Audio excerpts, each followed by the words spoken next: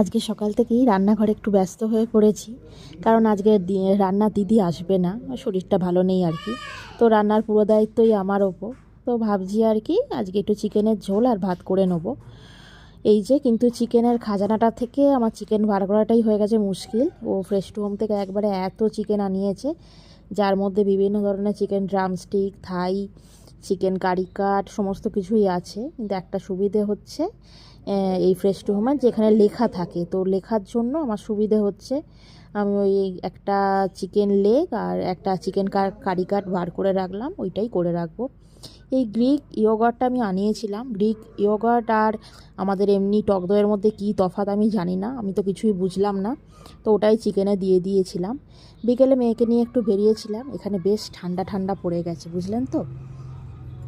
যাই হোক, সন্ধেবেলা ফিরে এসে করেছিলাম একটু ফ্রাইড রাইস আর চিকেন। এভাবেই আজকের দিনটা